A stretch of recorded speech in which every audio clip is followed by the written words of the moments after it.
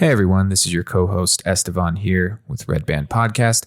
Just wanted to come in and let you know that something weird happened with my microphone during this recording where it sketched out and sounded funky. Everyone else's audio came in crystal clear though, so I had to cut this episode up a little bit weird so you could still hear them and a little less of me. So if it sounds like I'm absent during this episode, just know that that's why. But still a great episode, very Star Wars themed. It's perfect for May the 4th be with you. So we hope you enjoy it. We have two special guests on. We have 5-time returning champ, 3 times on the mic, 2 times in front of the camera, Matt. And we've got first-time guest, Nick, who you probably recognize that name from our UPS series. He's the one from California that we've been trying to get the refund for when we sent him his package through UPS. So nonetheless, enjoy this episode from a long, long time ago in a galaxy far, far away. Lights, camera, action. UPS, you piece of I was like, you know what I want to do one day? I want to join a gang. We're in 2022, upgrade the cameras. We can see Saturn and shit, but like I can't get a clear picture of someone robbing the gas station. That was the greatest night in the history of television. And here's the thing about Star Wars. I mean, I take it we've all been fans since forever, absolutely. Right? Like since you were little. And I know you've been a fan, Nick, since you were little, because when we met, we've been friends since 4th grade, I think. 4th or 5th grade, yeah.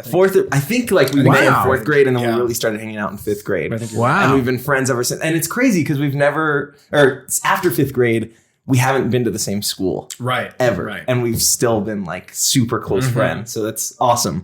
But my whole point of bringing that up is in 5th grade at recess, every recess, we would play Star Wars. I love it. Because that was the thing. And we would like just hold our hands together and pretend it was a lightsaber and just have lightsaber fights with this group of people. And the sand was the lava from Mustafar. Of course. It was awesome. So we've been longtime Star Wars fans, as you guys have as well. Before we dive into this, I'm wondering what's everyone's fondest Star Wars memory? Ooh, just because I think I have a really good one. Okay. I have a really So you got to go last then. Yeah, I'll go last. Okay. I'll go last. Man, let me think for a second. Favorite Star Wars memory? Are you talking about like favorite memory of like watching something? I think so. Yeah, Okay. like seeing it or something like that, Okay. or like watching it or something fun like that. Gosh, that's tough. I think seeing The Force Awakens in theaters after however many years since a movie had been in theaters. Yeah. Was a pretty awesome experience. We did a marathon viewing where we went to the movie theater and they showed 1 through 6. We were there for 24 hours. At the movie We got there, I think, at 10 or 11 p.m. Yes. The first movie started at like midnight or 1. And then there was 15-minute breaks. I think 15-minute breaks in between each movie. Might have been longer. Or 30 minutes. Might have been 30. Yeah. In between each movie just to like go to the bathroom. And we got discounts on concessions, which was great at first. And then after like episode 3, we just felt so sick. Oh, I was yeah. like, I want After to die. my 5th hot dog, I was like, okay, something's got to change. So, yeah, which like, honestly, when you're just having one, kind of slaps. Yeah. Right. But Right. after the 5th one, after you've had it for 3 movies long, you're kind of like, I want literally anything else. Right. Yes. But I've never been in a more hyped theater. We got to become friends with like the people that were sitting in front of us. Yeah. And like they were running jokes like every time Jar Jar Binks would come on screen for the first time, everyone would start clapping and cheering and just laughing at some of the awful dialogue in the prequels, which I love the prequels. Yes. They're my favorite, but there is some really cringy, odd dialogue, and that group experience was like just incredible. Oh yeah. So that group of friends in front of us, that we became friends with. You don't remember this? Febreze guy? Yeah. So there was a guy in their group, that I guess farted a lot, and it was really bad. You don't remember this? Vaguely remember this. And so one of his friends brought a can of Febreze because I guess it stunk so bad. Well, and he was nice. like, I'm not going to sit here in the movie and like just smell this for 24 hours. So like randomly throughout the marathon, you would just hear the Febreze cans of spray. And oh no. It was so great. That's so funny. I had completely forgotten about that. Yep. Absolutely. Well, mine involves episode 3 too. And this will make everyone feel real fuzzy inside. Okay. Excellent. It was the day episode 3 came out. And my mom told me I had a doctor's appointment. Ooh. She came and got me from school. And she was like, you have a doctor's appointment. You got to get a checkup. Next thing you know, I'm at Century 14 downtown watching episode 3. You got an appointment with Dr. Kenobi. Dr. Kenobi. Yeah. Greatest Star Wars memory of my life. That's my mom amazing. completely threw me for a whirl. I'm seeing episode 3 all of a sudden. Dude. While I should be at school. Yeah. Okay. First access. And it was one of the greatest days of my life. If I sick. remember right, that movie came out like right at the end of the school year too. Yeah. I think because it was so. right around your birthday, I think. Mhm. And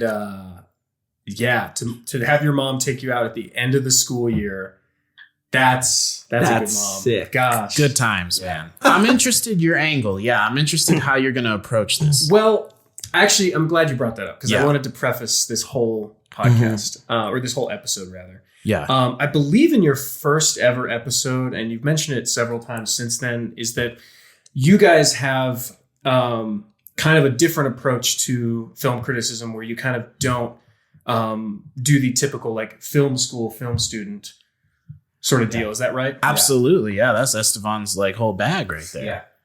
Right. Cool. Well, I've got some bad news. That's what I'm bringing today. Because I think there's this. We're about to talk about the new trilogy for the most part. Yeah. Right. And I think there's a lot to be said about it from like a lot of different angles. I'm coming in with maybe the hottest take you could have about this new trilogy. I'm and, so and this is excited. my thesis, and I'm going to spend this whole episode trying to explain that over Excellent. the course of the discussion, which is, I think Star Wars Episode 8, The Last Jedi, is the best of the trilogy. Yeah. Okay. So No. hold on. Now that's different than me saying it's my favorite or that I Right. like it. Whoa. But I think it is the best, and I will tell you why. So Kinda just like to be clear, because we've Yeah. had hours and hours of discussions of this off air, Yeah. like in years past. So you're saying you think it's the best of the new trilogy, but it's not your personal favorite of the new So, trilogy? Not exactly. I guess that was bad phrasing. I think it's the best of the new trilogy. I still don't like it that much. Like, I personally don't love it. Right. But in terms of what I think a movie should be, which is someone trying to tell a story with their unique take on the world and Yeah. like saying something with it, it's the only of those three that actually tried to do that. And the try is the important word there because I don't think it succeeds, Sure. but I have to, like, I've been thinking about it a lot in preparation for this. And I was like, no, Rian Johnson, the director of The Last Jedi, actually tried to do something different with Star Wars and tried to like say something with his own voice. Mm-hmm. Was it kind of a bad voice at times? Maybe, but I think he deserves the praise for trying. And Okay. I have thoughts. I can't wait to hear this because 90% of our conversations have been tearing episode 8 apart. Yeah, and don't worry, I'll be there Okay, right with you guys. good. And I thought after my conversation with you off camera while Yeah. we were recording UPS, I was going to have to sit here today and try and defend episode 8 a little bit. But it okay. sounds like I'm not going to have to do that much. It seems like we might be more on the same page than I thought we'd be. Well, and I think at the very least, I have like, even if I don't like certain things about it, I have like, I can find positives from it. You can respect We it. can respect it. Exactly. I just got to say, before we dive into this, I'm so excited that we're finally doing this because since you started Redband, I was like, I remember pulling you aside and being like, if you do a Star Wars episode, you got to have me on. And the fact that Nick's here too makes it even better. It's perfect. And we could literally spend the entire episode talking about episode 8, which I think a lot lot of it is going to be. probably going to be. I have a lot to say about But we episode 9 too. do need to talk about episode 9 and episode 7 and just the entire new trilogy. Of course. No, yeah, I think if we had to say, me and Esteban are probably more aligned in terms of our scope of movies, and Nick and Elijah This are is probably perfect. more We're aligned. arranged opposite like Yes. teams. This is perfect. Yes, I like that. Yeah. But I think we all, for the most part, probably have like the same types of movies. Like if you look at our favorite movies list, it's probably things are going to overlap. Things are going to overlap for sure. I want to start just with 7 real quick. I think we go through the yeah, of course. Okay, so episode 7, I have the opinion that it's really good, and I know a lot of people disagree and think that it's really bad. And I think part of me thinking it's good could be to the fact of the memory we talked about of going and seeing all the movies. And maybe it's when I watch it, I think of that. But I've watched it multiple times after that. I saw it like, I don't know, maybe a year ago. And every time I watch it, I'm like, this movie's really good. Like I think it stands on its own. And I think a lot of people don't like it because it's so similar to episode 4. And a lot of people are like, they copy and pasted episode 4. And I get that, but I also kind of see the angle that they were like, okay, it's been a while since we've done Star Wars. We need to like bring it back and have it appeal to a big audience. Totally. And so I think that's why they did that. I think episode 7 set up a ton of awesome stuff with Rey, with who is Snoke, with all these things. And unfortunately, they don't pan out later on. And unfortunately, watching episode 7 now isn't as good because I know what happens in 8 and 9. And I'm like, oh. Well, that's what I was going to say is like 7, I think when it came out, I was on the same page. Yeah. I was like, dang, that was really good. It set up a whole lot of really interesting stuff. And it also just felt like a great adventure, like a Star Wars adventure that we've known and loved for years. And then after what we learned and or didn't learn in 8 and 9, in hindsight, I think it's a lot weaker. But for sure, it's still very fun, I think, at the end of the day. Like I rewatched a little bit of it in preparation and I was like, man, when those X-Wings are coming across the lake, like, damn, dude. That is so sick. Yeah. That will never not be That's sick. One hell of a pilot. Yeah. It's like, that stuff's awesome. And like, there's always going to be those moments, I think, in any Star Wars movie where even if the movie's bad, there are great moments in it that carry you through if you're willing to let him take you there. Right. For sure. Well said. Yeah.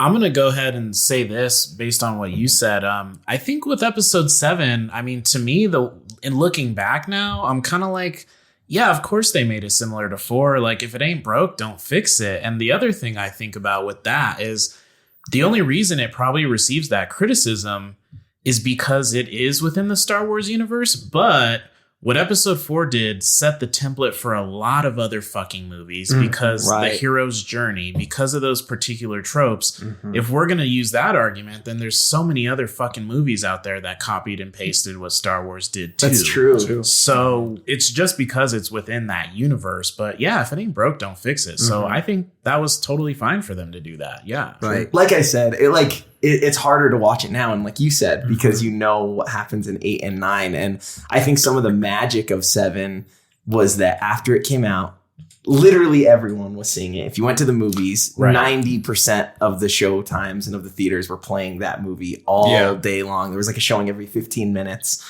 And I remember having so many conversations with you guys and with just random people about what's going to happen next. And it set up so many questions and so many good things that I was so excited to see. And I guess I didn't like the results from episode 8. It was almost like a Avengers Infinity War type of situation where like it ends and that's all anybody's talking about. It's like, dude, what's going to happen?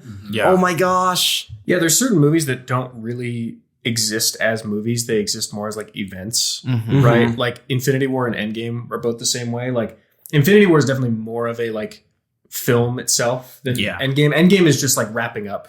Right.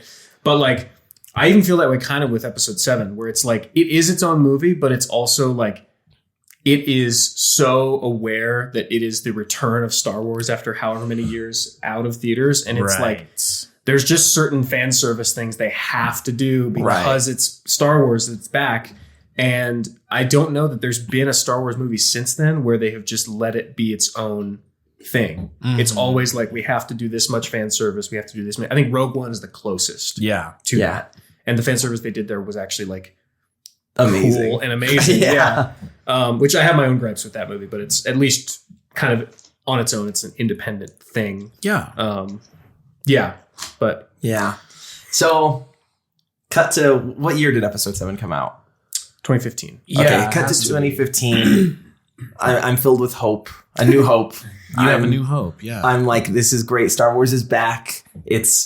They're gonna fix the mistakes from the prequels of the weird lines and dialogue and kind of cringy things. It's gonna have the action though from the prequels that I love. This is a dream. Episode 7. Did it have the crazy action from the prequels? No, but it makes sense because Rey is this random person you don't know. She's not trained yet, right? She has to learn, so you can't expect there to be an insane Anakin Obi-Wan fight. Well, they changed the tone of the fights, right? Like in the original trilogy, it was very much like almost like samurai battles, where it's like you're hitting a couple times, and like the wildest it got was like in episode 6 when they're in the throne room, and they're like jumping around and stuff. But it wasn't even that crazy, right. You then go to episode 1. It's like the Darth Maul fight. It's just like everywhere. It's so sick. Yeah.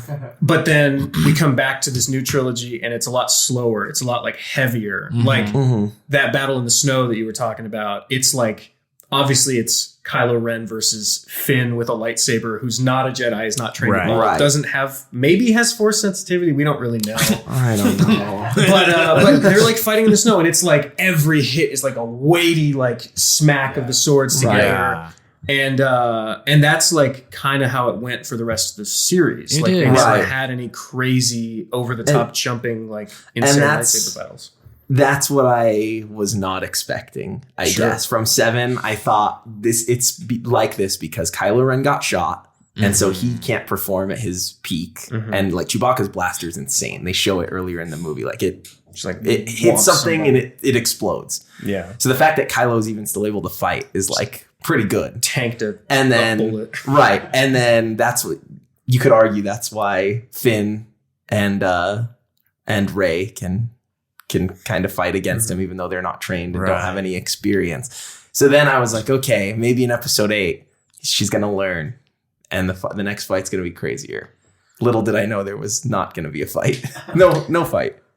Yeah. Well, and like, okay, so. Which I don't know if we want to get into 8 yet.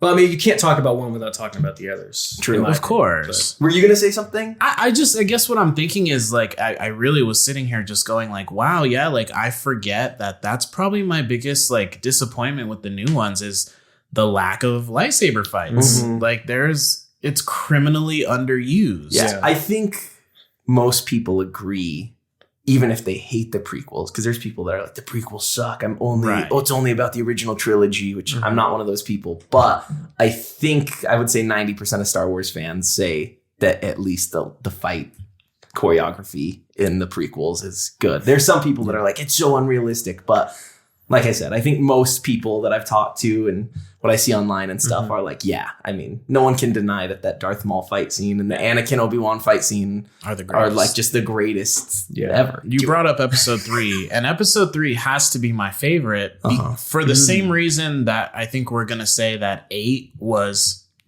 good, not good, but like at least interesting. It's just because with episode 3, it's darker. It's kind of nihilistic. Like I know, but and that's because 4 is A New Hope. But to get to there, we have to have kind of it's not a happy ending. There's nothing good about that ending. And that's why it stands out, because it's like very nihilistic. It's the undoing of everything. It's sad. It's horrific. It's dark. I think like 3 is also the young, killing younglings. How about that? Lots of child murder. Damn. Man, the amount of memes that have come out of that. Could say a lot about George Lucas. Whatever shall we do? You could say a lot about George Lucas, but he has some balls to do that. Yeah. You know? I think I agree with you. Episode 3 is for sure my favorite, despite its flaws. And even when I watch it today, it's like a lot of it is, I don't want to say ruined, but it's a little different watching it because of all the memes. There's so many youngling memes and high ground memes. But I think what makes it stand the test of time for me personally is the fact that even though I'm kind of laughing with the memes, at the end of the day, when the movie's over and Anakin and Obi-Wan are talking to each other on Mustafar, I'm still like getting emotional. Yes. Despite the memes, I'm still like, I feel it like in my chest. Like this is one of the greatest moments in movie history, in my opinion, in cinema. Like it's so good, and just it's that darker ending, and Obi-Wan takes Luke and Leia to Tatooine, and just, after Padme lost the will to live. It's not a perfect movie. It's not a perfect movie. There's that. I mean, it's going to be the case with literally all of the movies, even the original trilogy. There's plenty of stuff to poke fun at, and it's like the poking fun at it is kind of what we love doing. Right. Like that's why the memes are so popular. Like we wouldn't meme a movie that we didn't like. Well said. You know, in some way. Like even if we'll say, oh, the movie's so dumb, the dialogue is terrible. It's like, yeah, but you still quote it literally every day. Right. There's no getting around that. So good. And it's endearing because it's kind of bad. You know, right. Like some of those lines, I'm like, yeah, that's tell me, Palpatine, tell me about the tragedy of Earth Plagueis the Last, please. Right. I need to hear this again. I haven't heard it enough. So here, go ahead. No, I was just going to say, isn't that the appeal of Star Wars in the first place from the beginning? I mean, they found a way to make the sci-fi B movie into something spectacular it's and amazing. Sci-fi at the end of the day. And it was relatively self-aware, but still genius. So well, and like back then too, there was nothing quite like Star Wars, right? Right, and like it basically revived the like you were saying like B sci-fi. It revived what could be like A tier sci-fi, right? Or maybe even invented. I'm not sure what the like exact history of that sort of type of sci-fi is, other than like 2001, which is definitely not the same thing. No, right? Yeah, which was the only one that was maybe A tier. Like, yeah, but that was also because it was like considered an art film, and Star Wars was considered like pulpy sci-fi entertainment, campy. Yeah, exactly. That too. Okay. Yeah. Definitely. So like, it did a lot. It set up the hero's journey for all movies, like you said. It brought back sci-fi. Yeah. And, you know, what's interesting is how we talk about that every Star Wars movie has flaws, pretty much. I think that we would all agree. So why is episode 8 and 9, and people could argue the new trilogy, but I think 8 is the movie that people have the most arguments and division about. Easily the most. And so why is that such a big deal when every single Star Wars movie has an issue? And I don't know the answer because I'm in that camp. Okay. My thoughts on episode 8 are I like it, like I'll watch it, and at the end of the day it's a Star Wars movie. But when I watch it, I kind of have to turn my brain off and turn off my like Star Wars area in my mind, because if I leave it on, I start getting real upset and start being like, look at how they ruined this. Look what they did to my boy. Look what exactly what I was thinking. Look what they did to my boy. No, I want to. I love what you said there about how you have to turn off the Star Wars part of your brain, because that's. I want to talk about that at some point during this, because that's like, I think part of what makes it special is that it's the least Star Wars of all the Star Wars movies, while also being maybe the most Star Wars in other ways. Whoa. Interesting. So I think there's a lot to be said about where we were when we first watched that maybe formed our opinion on it, because I understand that. I understand if you're going into it with your Star Wars brain, like how it's going to affect that. And I think for me, it was like I was sober when I watched it. And so I feel like I was getting really into like nuanced philosophy, which is exactly kind of what I think Star Wars presents. Cause I was really into the argument against the Jedi. I was really into like the idea that maybe Luke would be a little bit jaded around those topics. And so I think that's kind of why I did like it. And then the good parts of the movie, I think, overpowered the bad parts of the movie at the time. But in retrospect, and after some people on YouTube with some very compelling arguments, I understand exactly what was bad about it. But I did like, I I think for me, I did want something on the more subversive side, and that's what it does. But I understand now how too much subversion can be bad at times, which is what I've heard is the argument where it's like where they're just trying to go to left field at every turn, which isn't always the right choice. Well, that was my initial reaction to it, was like, they subverted my expectations. All right. I expected a good movie, and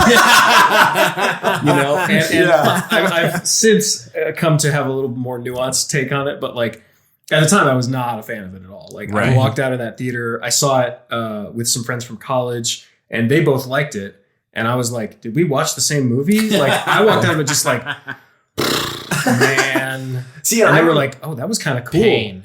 Yeah, they were just like, or I was like, pain. And I was still hyped up because I was so ready because of the excitement from 7. Right. So I left the theater happy. Okay. I was not at all like, that was sucked. I was like, that was good. I really liked it. Like, Interesting. really into it. And like the friends I saw it with, we all like enjoyed it.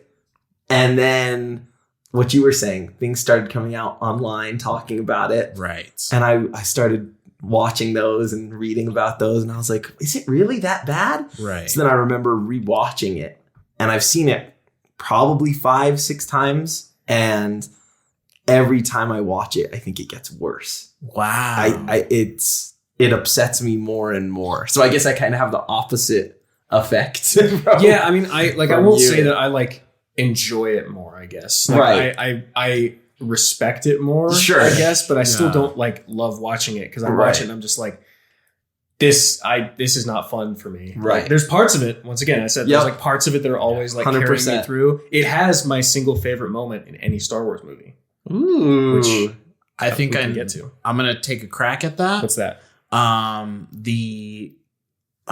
What's even the light speed moment? Dude, nailed it. Yeah. Yeah. Because Yeah. I was thinking that too. I'm like, regardless of anything, that stands out of all of it. It's one of the most bold visual and sound choices they've ever made in Star Wars. Like, I remember distinctly that happens. The whole theater, like the sound design goes quiet. There's nothing. And you just hear people in the theater go, Yeah. and I was like, I've never experienced that in the theater before. That's really cool. Right. And it's so visually beautiful too. But anyway, I agree. I could go on. And like, there's like Star Wars fanatics that would be like, oh, that would never happen, and It breaks the science physics this, of the it breaks world. the physics of the world, etc. I abide by the rule of cool. You know? Right, like If it's sick, I'm down for it. there's the suspension of disbelief that you have in any movie, Right. and so depending on how into Star Wars you are, I guess depends on if you think that moment's cool or not. I also agree. I think that moment's super cool. Yeah. That was, every time you watch it, that moment is just like, whoa. And nothing about repeated viewings takes away from it. Either. No. Like, the only thing I would say could have made it better is if the person who did it had more impact on the story, because it was, what's her name, Holdo, the purple-haired, the Jurassic Park lady. yeah. What's her name? Laura Dern? Yeah, that is Jurassic Park. Yeah, that's Laura right there. Oh, man. But if it had been like a character that we knew better by that Yeah. point and actually respected, then it would have been like a perfect moment. Right. But that doesn't hurt more on repeated viewings. You know, it's still good. Yeah. Whereas the fight scene in the throne room gets much worse on repeated viewings Right. because the choreography is so bad. Yeah, I never noticed that until I watched some videos about that. And then I'm like, oh. That's really unfortunate, because I remember first seeing it and thinking it was the coolest sick. fight scene Right. ever, and then Well, because Rey and Kylo's choreography is cool. Right. yeah, So you've got 8 other people in the fight with them. Yeah. And only 2 of them. You got to have a really strong fight choreographer to make that happen. And I don't know what happened. I don't know. Oh man, Ryan Johnson. He made some interesting decisions.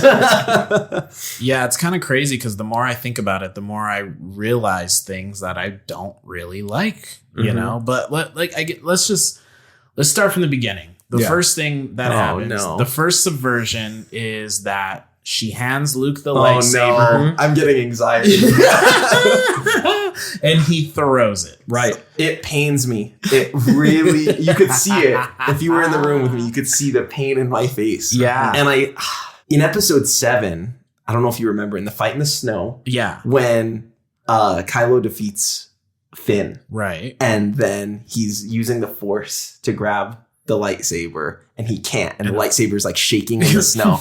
And when I saw it, I was like, it's Luke. I was like, Luke's using the Force to grab the lightsaber and he's going to appear. And then he didn't. It was Rey. Yeah. And that was fine. Sure. I was fine with that. And then Luke was at the end of episode 7. Mm-hmm. And I was like, oh my gosh, that's how it ends? This cliffhanger? Yeah. And I think the moment in episode 8 where Luke throws the lightsaber away, I think it's like a perfect metaphor for Rian Johnson just taking Star Wars and just throwing it away. Just throwing it. So yeah, I shouldn't say Star Wars. I should say JJ's work. So here's the thing. Actually, this is a great jumping off point because part of what I wanted to talk about, what I wanted to bring today was the importance of the individual creators in each of these scenarios. Right. And how that has been whittled away by this new approach that Marvel has popularized, which is the cinematic universe, the extensive, big, like high-level franchise storytelling. Right. Because with Marvel, we have Kevin Feige, who is like the keeper of all the Marvel story and has successfully turned this, these 20-something films and however many TV shows into like an actual legible universe. Yeah. Mm-hmm. Whereas in Star Wars, we have Kathleen Kennedy at the top, who did not do that. No. Mm-hmm. J.J. Abrams, it is not entirely his fault for what happened. No. Because he set up a lot of interesting things in that first movie. There's a lot to say about J.J. Abrams and his like mystery box is what they call it, storytelling, where he just sets up a lot of things that asks more questions than he answers and doesn't seem to have really like an answer in mind. Right. Right. That means it's Kathleen Kennedy's job to have those answers, right? Right. You hand this off to Rian Johnson, who is like an auteur filmmaker, if you will, like very much makes his own stories, doesn't like, I think this is the first time other than Breaking Bad where he's ever like slotted into something else. Right. And he did it well in Breaking Bad. Oh, it's like the greatest episode. He wrote and directed probably the best episode of Breaking Bad and one of the most interesting ones because he did the Fly episode too. I didn't know. He did the Fly and then he did Ozymandias, right? Yeah. He has another one that people really love too. But he was like, he's done his own thing with his own vibe for so long. And then to put him in a franchise that has a very specific vibe, he's going to do something different. And apparently he had a lot of creative control on episode 8. Okay. That said, a lot of it doesn't feel like what you would expect from somebody like him, right? It feels like Disney sticking their fingers in the pie, which begs the question, who really made those choices? Right. Even though we've heard it was him, did he feel pressure to make those two like align with Disney? Like throwing the lightsaber felt very like silly. There's a whole lot of like quippy jokes in it, like Marvel has. Yeah. I think that the jokes aspect, and that's what I wanted to bring up, is all Disney. And I hate it. And episode 7 has a little bit of it too. And episode 8 has more of it. And I think all of the jokes stuff is from Disney. And like every Star Wars movie has like a little bit of funny, like quirky, fun things. But it's a different style in the new trilogy. In 7, 8, and 9, it's that Marvel kind of style, which works great with Marvel and does not work at all with Star Wars. It's like Marvel exists in the real world, right? Yeah. There's a lot. It's like a bunch of fantastical stuff placed on top of the real world, whereas Star Wars exists a long time ago in a galaxy far, far away, right? And to me, it felt like in 7, 8, and 9, especially 8 and 9, it was almost like the whole movie was winking at you the entire time. Where it's like, that's not a joke that I think someone in that world would say in that way. Right. But I'm watching it, so you're going to say it anyway.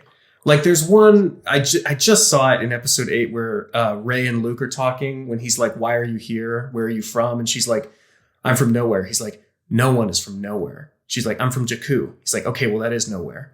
It's like, it's like not even a bad joke in another context, but from Luke Skywalker in this pivotal movie, in that setting where he's like, who are you, you strange force-sensitive creature? Creature, sorry. That's like a joke they'd make in like a Seth Rogen movie or something. Like they don't need that in Star Wars. Or like any Marvel movie, I could totally see like Iron Man telling like when he first meets Spider-Man. Like, where are you from? Let's say he wasn't from Queens, but he's Right. from like Wyoming or something. Okay, that is nowhere. And that joke totally works. But in not from that. Luke Skywalker. But not from Luke Skywalker in Star Wars. And then episode 8, I think, has some of the worst moments of that from, I don't know if you remember, there's a Yo Mama joke at the beginning. It's not Yo Mama, but it's when they're talking to what's his name? To Hux. Yeah. And Poe is talking to him through the intercom. Yeah. And I don't remember what the joke is. I don't remember what the joke is that when either, we but watched it. I was like, I don't want to see Poe this. is like messing with him and he's like, your mother. And Hux is like, Hux in episode 8. Okay, Hux in episode 7 is this guy that's like kind of scary. He's like kind of like this Hitler. He's Hitler, yeah. Guy. He's Hitler. And in episode 8, literally from the beginning, he turns into the Disney villain sidekick. He turns into the like LeFou of Beauty and the Beast, where he's like this funny little like haha wacky guy that's like trying to be this bad guy, but always fails. And that is 100% Disney. And so I think all the comedy errors are from Disney, but I think there are some Rian Johnson decisions that did not work, which, for example, I hate what they did with Snoke. I hate that they got rid of him. And that's something that people have mixed reviews about. So I think like what I was saying earlier about like the individual's like creativity being like driving that, right? Yeah. Like I really think Rian Johnson, because like I said, he's been slotted into Breaking Bad and we've seen him write some of the best TV that's ever been made, right? Right. So why couldn't he do that for a franchise he grew up with and loved, right? And my theory for that is that he was handed nothing. Like they set up a bunch of stuff and I really don't think they had answers for it. So then Rian Johnson's like, I guess I got to go somewhere with this. Right. And there's no guidance from JJ or from Kathleen Kennedy. They originally JJ wasn't originally supposed to direct 9. Right. It was originally supposed to be somebody else. It was Colin Trevorrow from Jurassic World. Right. And so like he had to step back in, I think, because that guy left because of creative differences with Kathleen Kennedy. So it makes me think Rian Johnson also had like no plan and just decided to stick it out and make something anyway. And I totally agree. Like what he did with Snoke, not great. What he did with a lot of stuff with Leia, the with Mary Leia, Poppins moment. Mary Poppins, I don't think that's one of the Disney. worst things I've ever seen. Yeah. Like just terrible. Like comes out of nowhere, makes no sense, Right. and is not really addressed ever again. Right. And then I guess it kind of is, but we'll get there. And then also like the stuff he did with Rey, I was like, oh, this is awesome. We're subverting expectations. She's nobody. Right. That's so cool. We've had this like lineage of Jedi for years that have always been like defining it. Yeah, it's always somebody. It's a family story. And then I was like, oh, cool. We just have a nobody who has power. That's awesome. Right. And then we come back after Ryan leaves and we're like, no, just kidding. Just kidding. She's somebody. She's somebody really important. We insist. Well, this is where we get into the conversation of 8 being kind of good because of that type of thing, especially the Rey thing. And Rian Johnson doing something super interesting with what he was given, which is not a lot, which is not much. I really do believe J.J. Abrams did not know the answers to his own questions. Right. I really do believe they said, you decide, to Rian Johnson. And he said, oh, are you sure? Okay. And they were like, yeah. And he was like, all right, like, this is what I'm going to do then, you know? And so especially the Rey thing, that was probably my favorite thing when I first saw it from 8 was nobody, which I thought was important. And I thought if they were trying to go into this thing, because obviously there's an empowering women aspect, that's awesome. It also seems like maybe they were going into an empowering, you know, letting you relate to her. Like, oh, to like, Rey, you're saying? Yeah, to Rey, where it's like, oh, I as the viewer don't necessarily come from any sort of prominence, but maybe I can be special too. Yeah. Right? Yeah. Sure. I thought that was probably a pretty good decision. What's the most relatable way to have a character like that? Like, not like the majority of people are not born into a family of importance. Right. We literally don't know who her parents are. She's an orphan on a desert planet in the middle of nowhere. what better way to get people who aren't in this universe and in this world attached to a character than just make them nobody. Whereas with Luke Skywalker, it's a classic, he comes from a lineage, a dark past, and he's got to atone for that, even though he's not the evil one, right? Well, that's what happens with the majority of shows. And that's usually why I don't get into shows. Like, I watch way more movies than TV shows because the first season of a show is usually pretty strong because it's someone that's like put everything into it and they've written this thing and it's pretty good. And then it's successful. And so then the studio's like, okay, we need you to make season 2 and it needs to be done by this date. And so then you got to write stuff quick. And I think eventually you get burnt out. But when a studio is offering you a ton of money to make a new thing, you're not going to say, well, I think I'm actually going to offer a counter to that, which is that I don't think that's the case for shows as much. Really? And because shows have writers' rooms and it's not just one person getting burned out. A lot of shows, you're right, their first season can be very good because it's what hooks people in. But like, in my opinion, most shows find their stride in like their second or third season. Like, especially with comedies where the characters that's what I was going to say. Like getting there. But even with dramas, like Breaking Bad, we mentioned that a little bit. True. Breaking Bad, the first season, really, really good. But that show doesn't reach its peak until like season 4. Right. And then it's over. And then it's over. Yeah. And then it's pretty much over. But like, same thing with like Game of Thrones and like, I don't know what else recently. Well, Game of Thrones, the ending's like really bad, right? But that's a whole different thing. That's not this podcast. That's not this episode. But no, I mean, I think that's with movies though. You're totally right. Like, you're given so much time to build the first installment, and then you're kind of rushed, right, to get stuff done. And especially if you don't have like guidance from above, if it's a franchise, it's like, what are you gonna do? I mean, I think like, yes, I blame Rian Johnson for episode 8 and for the things I don't like. But I think even bigger, like if I had to pick one person to blame, it's Disney. And the fact that they came out and said that they didn't write all the trilogy together, that it was just, okay, we write 7, we see how it does, and then we go from there. Right. And that's doing that and handing it off to these different writers and directors. That's like insane. Like I remember in college, in my writing class, we would do like an experiment where like we would write a line of a script or like a few lines, and then you'd hand it to the person on your left and then they would write a few lines, and then it would be this unique thing, which episode 8 is, but it's like, it's odd because you're getting input from all these different voices. And I think that's what happened with this trilogy. I think they should have picked one writer and one director, or I mean, they could have had different directors, but I think they should have had one writer for the whole trilogy, or a group of writers that sat down and wrote the whole thing and from the beginning knew how everything was going to end. Yeah. And it didn't happen. It's interesting you bring that up. Ooh. Because I have a bit of information. Real quick though, before we get too far away, I do want to piggyback off your counterpoint, but bring up a point with your point about television and the show that's most notorious for the point you were trying to make is Lost. Which is J.J. Abrams' original joint. And so, unfortunately, J.J. Abrams is notorious for setting up a bunch of shit and not knowing where to go with it. I just kind of want to bring that in there, too. For sure.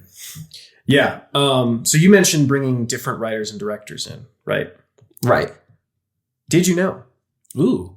Trivia. For the original trilogy, George Lucas only wrote and directed A New Hope. That's insane. Which is why I knew he only directed it. I didn't know he wrote that one as well. He has story by credits for the other two, obviously, because it's like his creation. Wow. Okay. But the other two movies were not directed by him, nor written. I guess the screenplay for Return of the Jedi was partially written by him. Right. Irvin Kershner directed Empire Strikes Back, and Richard Marquand did Return of the Jedi.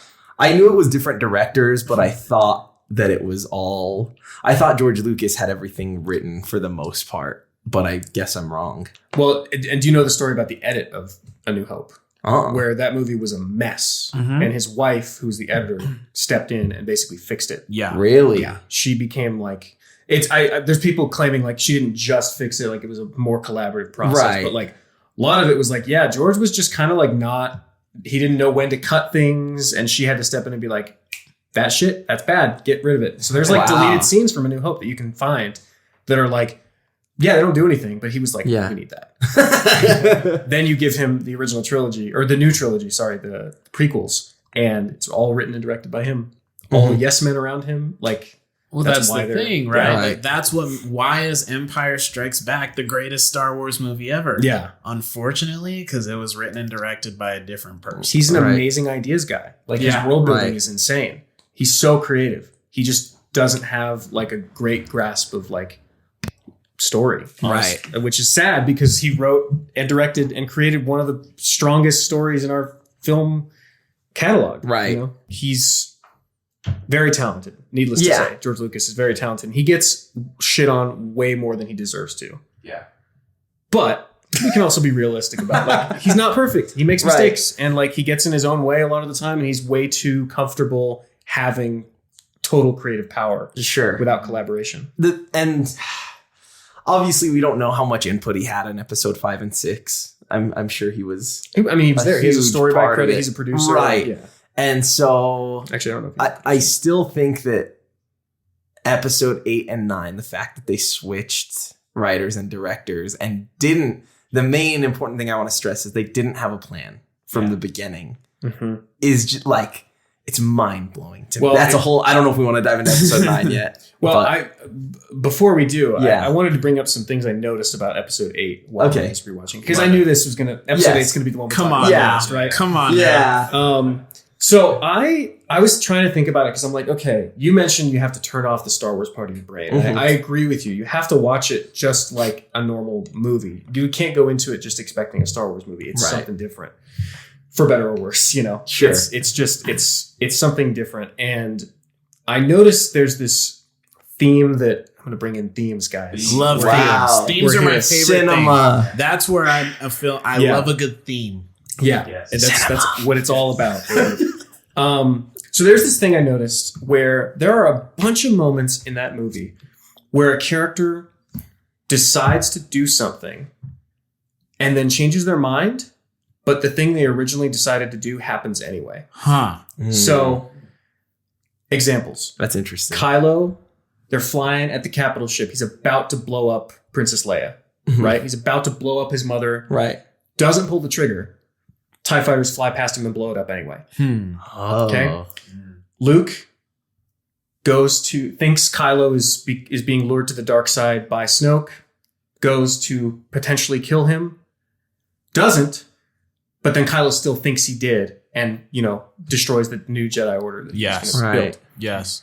Luke goes to burn the sacred texts. The sacred The sacred text. The sacred He goes to destroy it and to burn them, and then stops, doesn't do it. Then Yoda shows up and does it anyway. Wow. Think about this. Finn makes the decision to fly his suicide we'll get to mission. that. We'll get to that. His suicide mission. He makes this decision to do this thing. And even though he could have said no and not gone and done it, he decides to do it, and then he gets pulled away from it. And the original plan of Wow. not doing that, that one's a little more off the chart. But That's So I don't- insane, though. so it's I've like never realized. it's that. I'm trying to figure out how to like interpret that, because it happens enough times that it feels like something. It's Well- either just really, really bad writing where like the decisions your characters are making don't matter, or there's a reason for that to be there, and the reason, or like the fact that they don't matter, their decisions don't matter, is thematically relevant. Yeah. So I'm curious on y'all's take on that. And I know it's like not fresh in your Wow. minds as much, but I mean, I would argue that it's bad writing. okay. And the reason I say that is because I think in any movie, your characters are so important and the decisions they make are so important. And you look at the original trilogy, and every decision that Luke makes is like just vital, from leaving his aunt and uncles to deciding he's ready to go fight Vader, even though he's not, and the consequences that has.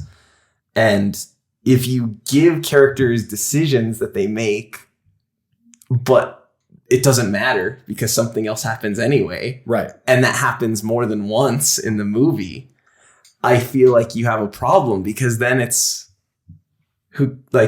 It doesn't matter. Like the character's decisions don't matter. Well, and that's what I was thinking was like, I felt that with like, especially the, which one was it? Especially with Kylo deciding not to blow up his mother.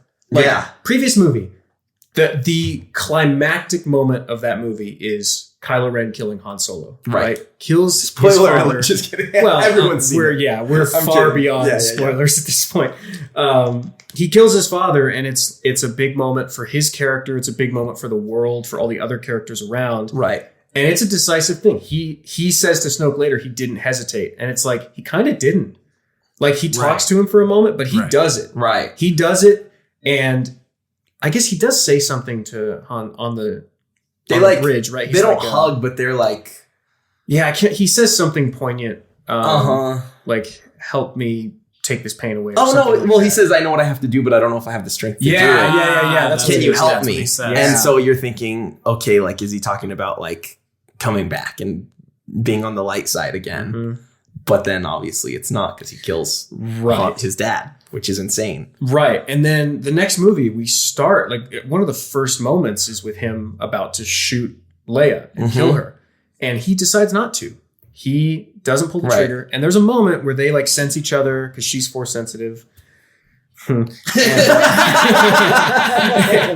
there's a moment, and then it's like quiet, and then the two ships fly past and blow it up anyway. Right. It's like, okay, well, like, so why give us that moment if it's going to be ripped away from us anyway? Like, I get it. It's dramatic. Like, and I get it happening once or twice in a movie because, like you said, it is dramatic, and it's like there's some things that are inevitable. Mm-hmm. But all those examples you brought up, it like blows my mind that it happens that many times. But do you think it's possible that it's not, that there's a reason for it to happen that many times? Because like, what's the saying? It's like once is a mistake, twice is a pattern or something like that. I don't know. But like, I would say it's possible, but off the top of my head, I can't think of why they would choose to do that. And that's why I was like, open it up. Right. Like, see if you guys had a take on it. Because it's like, in my head, it's like they are hesitating to commit an action that they will regret.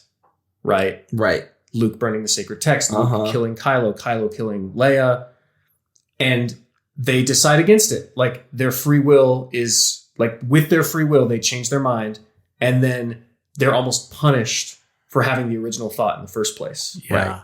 And my take, if you want to get like real philosophical, is like, what do the Jedi represent? The Jedi represent good in the face of temptation from the dark side, right? And your will to resist the temptation of the dark side is existing as a Jedi. That's what that means, right? Because everyone's tempted by it. Right.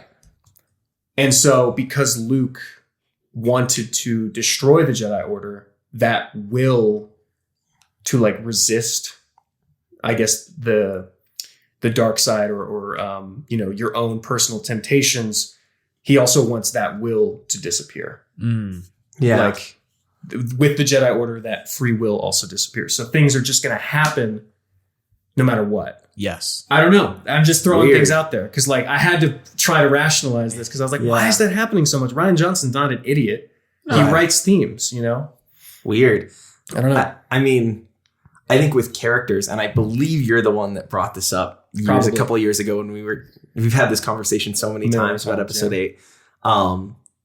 That episode 8 feels like Ryan Johnson is like a little kid playing with action figures. And he's like, it's like you're watching that movie of like, he has the action figures and blah, blah, blah, this, and there's a little fight. And then, oh my gosh, these TIE fighters come in and there's an explosion. And like, he can do whatever he wants. And when you're a kid and you're playing, things don't have to make sense. Yeah. It's just like, you're doing what looks cool and whatever you feel in that moment. And I think that's like really what episode 8 feels like. It's odd. And like, that's my dude, there's just so many things in episode 8 that don't make sense. There's so many things, which brings me to my most hated moment in Star Wars history. And this is the thing that you brought up. I'd love if you explained it. And that's with Finn at the end of episode 8. I hate that. Nobody notices this. And you're probably going to think I'm going to talk about the kiss. And that's maybe not that per se. I mean, that sucked. But that's a whole nother issue. I know But what you're gonna say, this moment is just so mind blowing to me that, and it's something I didn't realize, and you probably haven't realized it either as the listener. But go back and watch this scene and tell me I'm wrong. Go ahead, Nick. You brought this to my attention. Well, unfortunately, I actually do have to tell you that you're wrong because I just rewatched No! it. So we have this thing where ready. basically the climactic battle of episode 8, they all take these like old rusty speeders and they like just start driving at the AT-AT walkers, right? Like, cool. Great. It's visually stunning. Yeah. actually. Visually, it's amazing. Which the whole movie is visually really cool. But they don't really attack the whole time. Like they're just like charging at them for no reason, seemingly no reason other than to just distract them, right? sure. And we had talked about it, and Matt and I had thought they didn't even have guns on their speeders. They do. They do? Actually, yes. And they do fire them a couple of times, but it's never like focused on. They're never targeting something. It's just like the people in the background firing it. Okay. It must be rare because like, I remember we had this discussion and you told me that. You were like, what is their plan? I distinctly remember you saying, what is their plan? And I was like, well, they're going to like shoot them and like go take him out. And you're like, there's no guns. And I went back and watched it, not recently, but when we had this conversation, and I remember not seeing anything and being like, oh my gosh, what is their plan? Like they're just suicide bombing this thing and they're all going. It's not just one person. Like what? Like one. I think the fact that we thought that and then you rewatched it and still couldn't find it tells you that there's a problem there because even though they are shooting, you can't tell. Like it's not focused on. It's not a part of the battle. Okay, it's just like set dressing. Gotcha. Almost. You know what I mean? But the moment we really need to talk about is Finn rushing at the like siege cannon. Right? Yes. So he decides they all have to break off. Poe calls for them to break off and retreat. Right. And Finn's like, nope, I'm going. I'm just going to charge into the middle of this cannon and, sacrifice myself to save the base to let everybody else escape. Right. He keeps going forward. Every single other person in the squadron turns around. He is going full speed at this siege cannon. Right before he gets there, everyone's favorite character, Rose Tico, zooms in, crashes into his ship. They both somehow survive. Almost kills him anyway. He goes to her in bewilderment and says, "Why did you do this? Why?" And she says, my favorite line in all of Star Wars. She says, "That's how we win. Not by killing the things we hate, but by saving the things we love." I think it's close to that if it's not that verbatim. But, and then she kisses him and he is so confused. It's the most awkward. Yes. He has to go take care of her. It's like, dude, and then it's a mess of a moment. And then this scene is long where they're all driving towards the cannon, right? Very long. It's like what? It's 10, like 15 minutes, 5, 10 or something. minutes. Yeah, for sure. And then after the awkward kiss, they just like come back to the base. He drags her on a piece of metal all the way back to the base that they've been riding in a speeder away from for like 5 minutes in movie. Right. All right, cool. And they don't show him dragging her the whole way. They show obviously, him once he gets there. Right, because we'd be there for 2 hours watching him drag her. Yeah. Like there's no way. And that's like part of the brain that's not the Star Wars side of the brain, just the logic part that I'm like, you have to ignore it.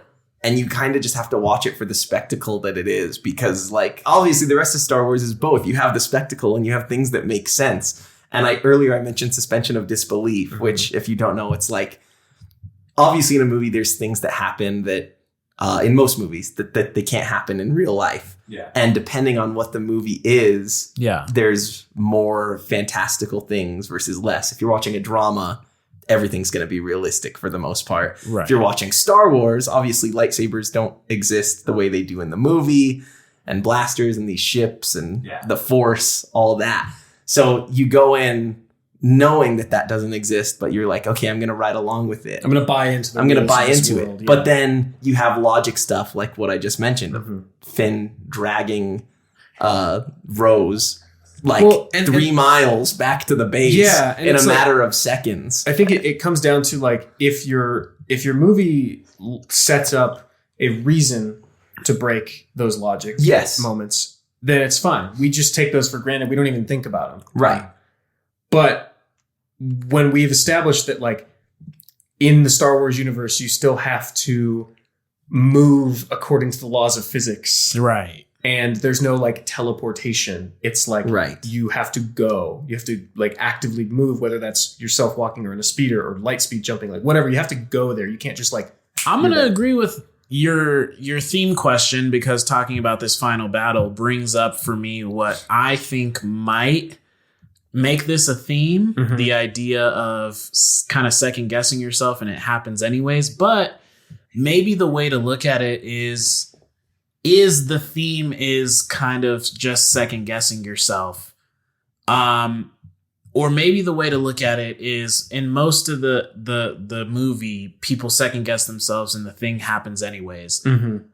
I think the whole movie is about Luke second guessing himself, and also kind of, I guess what I'm trying to say is the whole thing is that Luke doesn't want to be involved. Luke makes a decision to not be involved and then becomes involved at the end. Mm-hmm. And I kind of think that maybe is what makes it potentially a theme. The resolution of that theme is within Luke's actions, where his second guessing, he finally is able to actually help. Something like that. Okay. I think maybe so. I can see it. But we talked about Lost, and I'm going to kind of, I want to do almost like a meta psychology of screenwriting. Ooh. Where you have to take into account what the person who's writing the thing is potentially going through that is informing the themes that are happening. Because one of the most interesting critiques I saw about this was about Lost.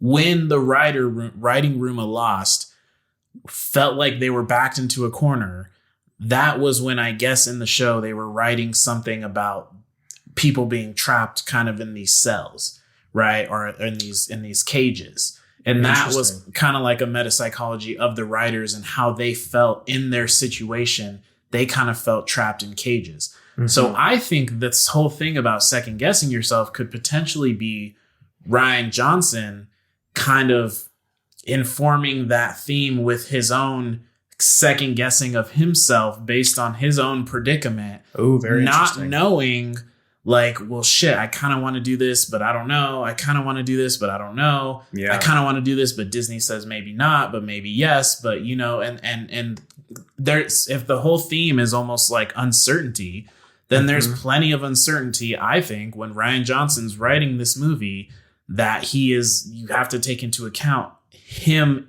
putting that into the script, whether he knows it or not. I was going to say, he could have done that subconsciously because he wanted to. More likely. Yeah. Exactly. The unconscious portion of that. Absolutely. Yeah. Yes. And like he's a film fan. Yes. Like he talks often about his influences, and he talked about how he grew up with Star Wars and he loves Star Wars. Mm-hmm. So he didn't set out to like destroy what he loved. Right. And in fact, maybe that's what he's having Rose say.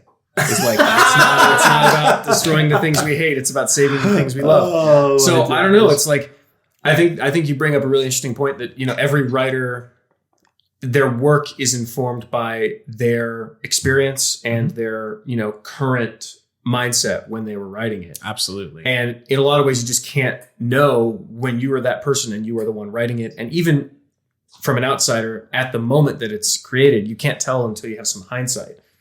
So that's really interesting. Yeah. I think the biggest critique of episode 8 that everyone talks about, and correct me if I'm wrong, but I think it's what they did with Luke and his character. I feel like everybody has an opinion on it, even if you don't go into the details of, oh, the casino planet was bad, and oh, this was bad, and that was bad. Because, man, the casino planet's bad. But anyways. Dude, I watched a 4-minute recap of the movie just to like refresh my brain.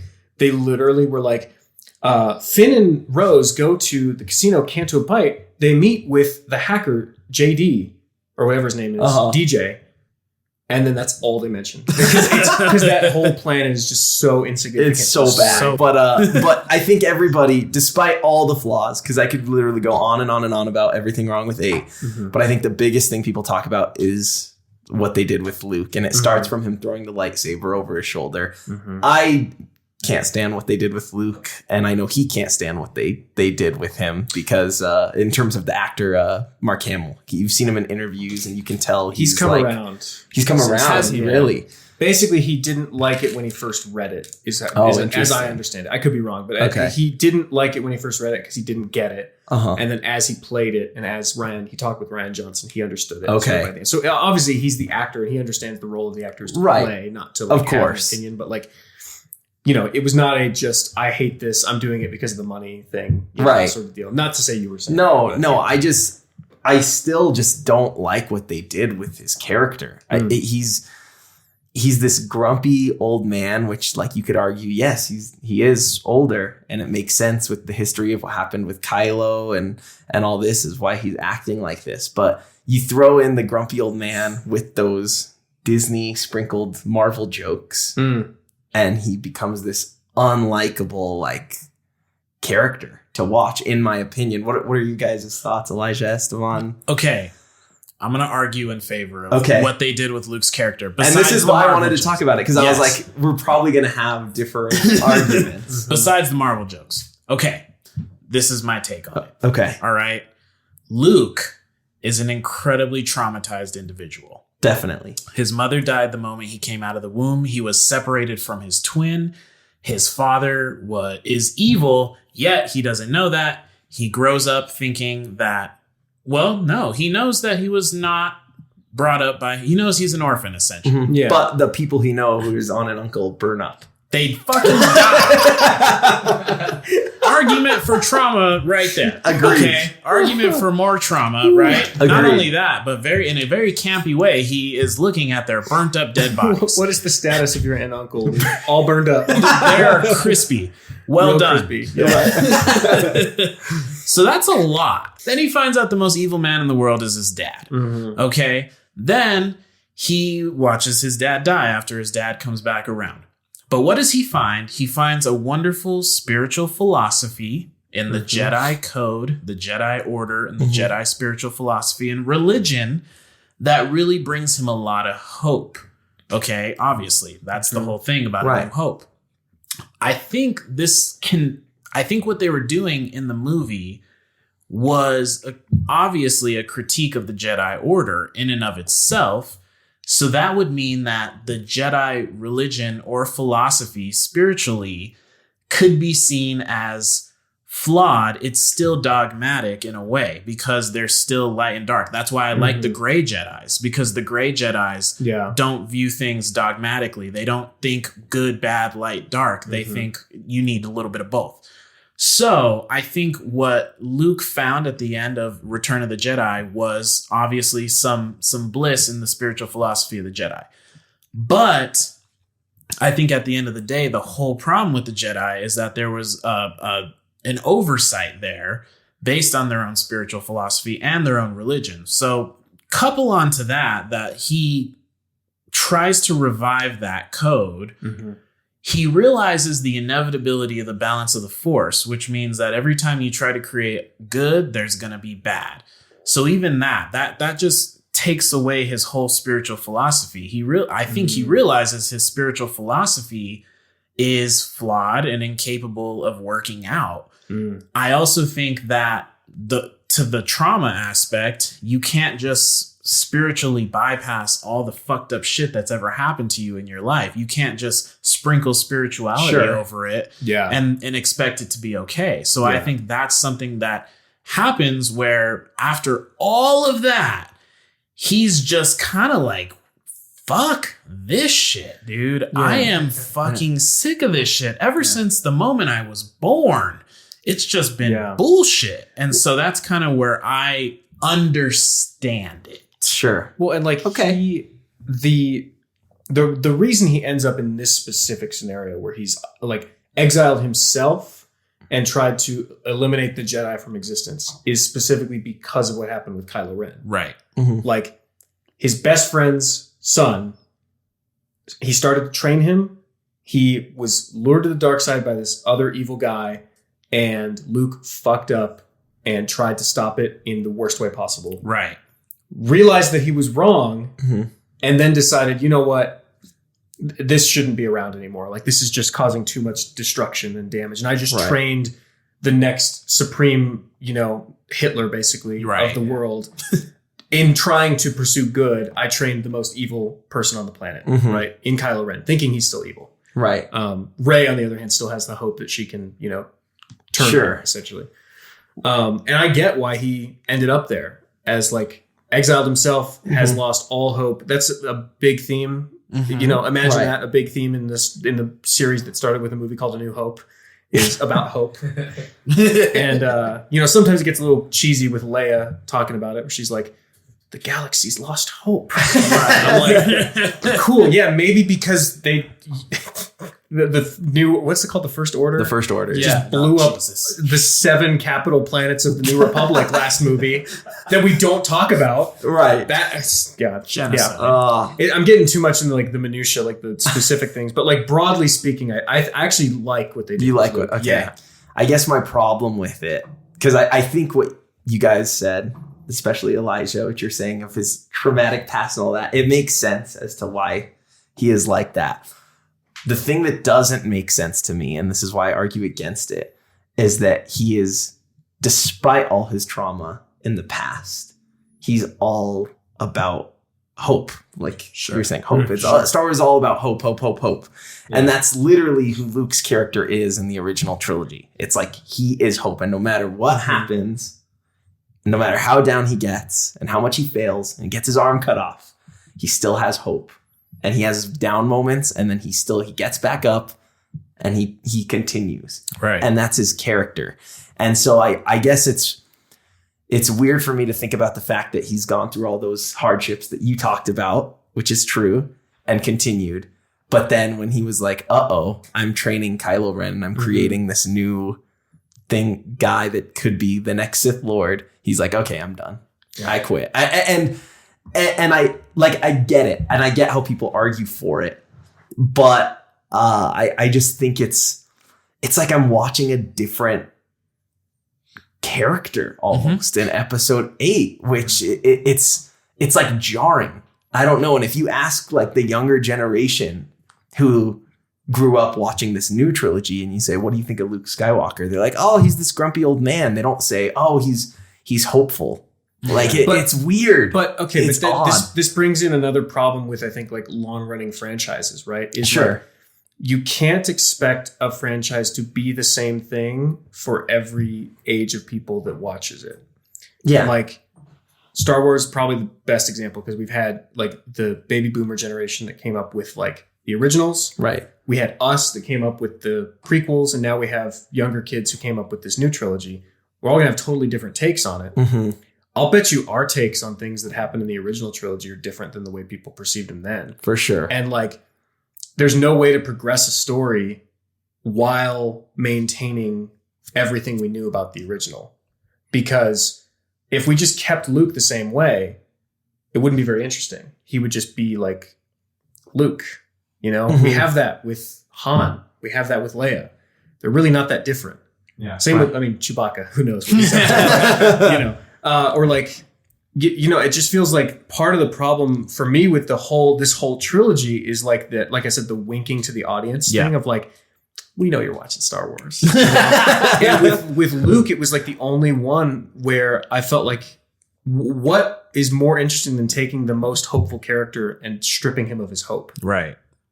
That is quality. That's quality, like at least trying. I don't think it worked entirely. Okay. Right. Like I'm not going to stand here and say like everything they did with him was successful. Yeah. But it was like Rian Johnson saying, okay, what's the thing we do the most in this franchise? We hope, right? Right. Who's the most hopeful? Luke Skywalker. Let's take it from him. Let's see what happens.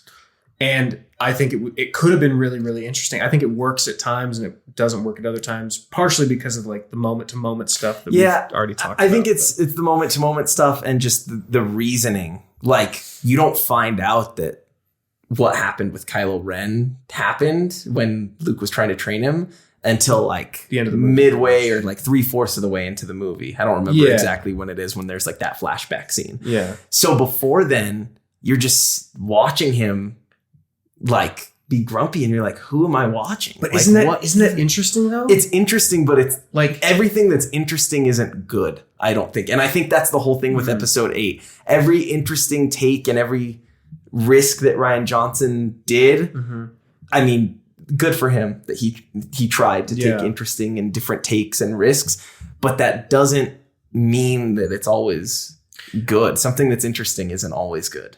No, but is it better to take that risk than it is to play it safe? I think there's a middle ground. Okay. I don't believe that you should play it completely safe, which I think people's argument is against episode 7. Right. That is that they played it too safe. They just stuck to episode 4. Right. But if you go too far off the deep end, it could pay off. We've seen instances in other movies where people take risks and it's like, wow, that was awesome. But when you have something as with as big of a fan base and as huge as Star Wars, the risk factor becomes even greater. And in my opinion, in this case, it didn't pay off at all.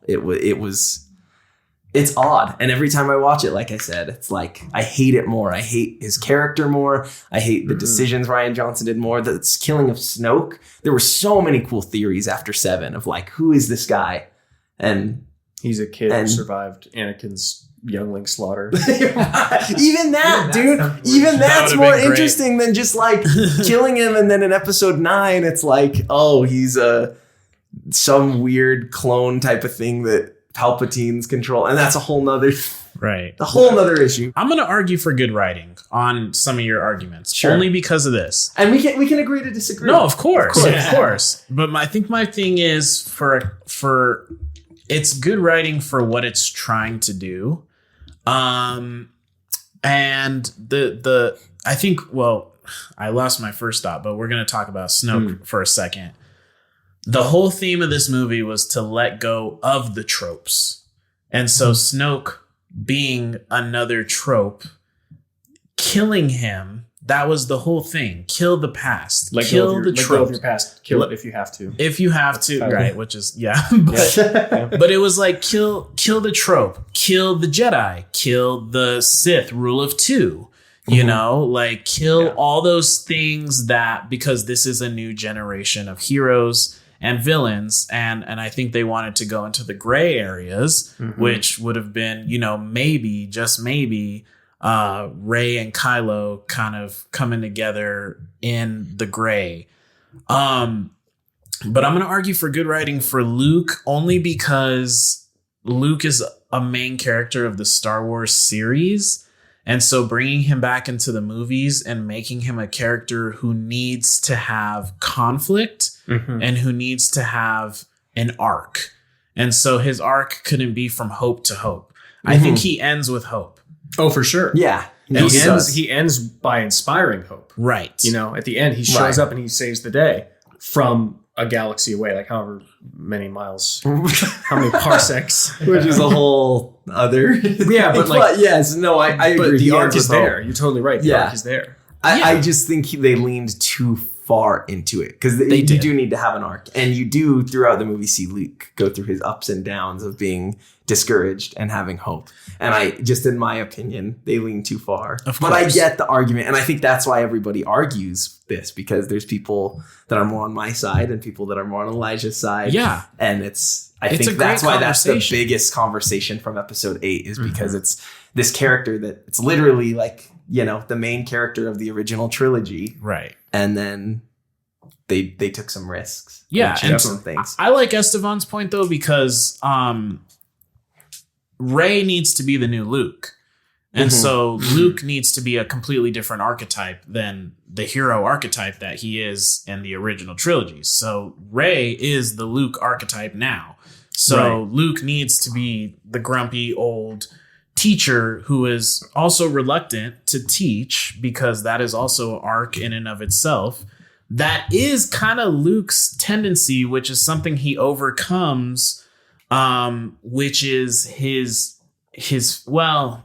that's not, I wouldn't say that's Luke's tendency, but I guess what I'm trying to say is, Luke did need to have a different archetype, which was grumpy old man, reluctant to teach, but still the teacher in some way. Which he does kind of teach Rey. But anyways, I think the whole point I'm trying to make is just that. Yeah. I don't think I have anything more. No, but I mean, I like what you said. Like, Rey is the new Luke archetype. Right. She's the learner. He's the sage. It's very much playing with what we expect from what we've already learned about him and Ben Kenobi, right? Like, Right. he takes him in instantly and is like willing to train him instantly. Like, there's no hesitation there. Ben's like, yeah, you're destined for this, right? Like, here's your father's lightsaber. That's not the case in The Last Jedi. Like, Rey has to fight to be trained. Right. And it's only when Luke starts down that path of training her that he has like his next setback, which is you're off the chain. You are way too powerful. You don't know how to control it. Right. I've done this before. I'm not doing it again. Right. And that's interesting to me. Like, he has a moment where he's like, okay, I guess I'll train you. And then it, subverts again where he's like, no way. You're like just as dangerous as Kylo Ren. Right. Which he doesn't say the name at the time. Sure. So as we're kind of gearing the end of this 8 conversation a little bit, it seems like I think to what your point is the risk taking. And we talk a lot about Warner Brothers and we talk a lot about the DC universe. And what happens when you take risks, and there's division, studio comes in and tries to do what studio does, which is why we got the original Justice League the way it was, right? Well, not completely. Zack Snyder had a vision, but I don't think Warner Brothers was... I think they did what they wanted to do, which was bring a guy like Joss Whedon in and try and sprinkle Marvel into it. And so that's kind of how you get to episode 9, which is like, we took a huge swing risk. Oh my God, we got to do everything. We got to do all the tropes and nostalgia again. Yeah. Well, yeah. And I think the response to 8, whether people liked it or not, was way over the top. Oh, yeah. It was like, they bullied what's her name who played Rose Tico off of social media, which is absurd because it's not her fault. It's the writing's fault. It's whoever wrote her character. It's their fault. It is not the actress's fault. So that's just awful. But even then, they shouldn't have redirected that anger at Rian Johnson, in my opinion. Like, at the end of the day, I say, who cares? This is a movie. You are a fan of a fake fictional world. No one deserves hate for writing a character you love in a way you didn't expect. No one deserves hate for that. And it's part of my problem with like fandoms in general. Like, I don't love like the DC fandom, the Marvel fandom, when it's like super intense. Right. Because it's like all it does is hurt people. Like, you can love something a ton, but then if something doesn't go exactly your way, it's like a switch is flipped. They're now enemy number 1 on Twitter. And with that one in particular, it was just like, okay, the Star Wars fandom is like kind of too much. We need to step back from that. We need to like, people need to realize that they don't own this franchise. Yeah. This is art created by artists. And if someone has a different take on a character that you love, it doesn't matter. That's their take on it. Your vision of that character can still be whatever you want it to be, right? Like, I would even say like for Luke, right? Like, you can ignore the later trilogy. Right. Canon is official, but like, it doesn't change. That doesn't have to change your perspective on it, right? True. Not you specifically, but no. I get what you're saying. Yeah. It's like those people who live in Wikipedia or whatever it is, the like Star Wars Wikipedia. Yeah. Like, that's not exactly how it would have went. A galactic star fuse is shut up. Like, it's something. It's beautiful in its own way, right? Because it's like people are so passionate about something, and that's cool. That's fine. But I think it's when it comes to the hate and the bullying. Individuals. Because I think it's fine to hate what's something decisions and how it happened. But when you're going and you're just bullying someone, that's when it becomes like is Rian Johnson a bad director for making a movie that didn't hit what people say? No, because 2 years later he came out with Knives Out, which I think we've all seen. Yeah. That's great. Yeah. It's amazing. He's a perfectly intact artist who is like great at what he does. And if he missed the mark on this one, so what? Yeah. So what? It's like we have to stop, I think, pretending that some of these movies are so important. Like, it's great that we're passionate about them, but also like it's art. At the end of the day, art can only exist if we have something to say about it. Every artist will miss the mark at some point or Right. another. Yeah. Like, it's just that's how art goes. That's how creativity is. Yeah. Totally. If you were perfect at it, it'd be boring. Yeah. It's Right. like you have to try things. For sure. So I don't know. And then, so back to what you were saying, Elijah, episode 9, Disney's like, Yeah. call J.J. Abrams right now. And because I'm not a fan of 8, I respect what J.J. Abrams tried to do in 9. And after I saw 8 and realized that I wasn't a fan and I didn't like everything that they did, I was like, how in the world are they going to turn this around? Right. There is no way. And they didn't turn it completely around. But I don't know how they would have after the way episode 8 ended. I don't have a better solution of like how things could have turned out. I mean, sure, different little things. Like, I'm not a fan of like Rey and Kylo kissing at the end of the movie. That was very like fan servicey to me. Just little things of changes. But in terms of like the story, like trying to remember what happened in 7 and then see how they threw a lot of that stuff out the window and threw all these curveballs in 8 and then wrap it up. That is a huge order. That is a big task. So even though a lot of people don't like episode 9, I respect J.J. Abrams for everything he tried to do in trying to just bring it back. That's so funny. Yeah, But because like, I couldn't disagree more. But wow, really? No. I think J.J. Abrams he proved in episode 9 that he is like a hack of a director. Wow, And that might be a spicy take, but I think like there were so many. I don't have a particular like thing I would do to solve what happened in 8, but every walking back decision he made, I think, was for the worse. Wow. And I don't know if that came from him or from Kathleen Kennedy or what, but like walking back that Rey was nobody, turning her into a Palpatine. Walking back basically what the arc we had with the entire original trilogy. Like somehow Palpatine survived. Oh yeah. No, like, I'm not saying that it's good. Sure. I'm saying that personally, I don't know what else they could have done. Like, sure, they could have kept, I agree with you on like the Rey thing of the nobody. Like, sure, they could have just kept her a nobody. And sure, they could have not brought back Palpatine because a lot of people have issues with that. But I'm saying, like, what would you do? Like, if someone came to me and they're like, hey, you know, you're going to be writing episode 9 and you have a year, 2 years, however long to do it. And you need to wrap up this trilogy and also all of Star Wars. Like that's insane, dude. Here's a pitch. We've now got Rey and Kylo situated as kind of like the leaders of their two factions, right? Sure. Leia is around, but she dies early on.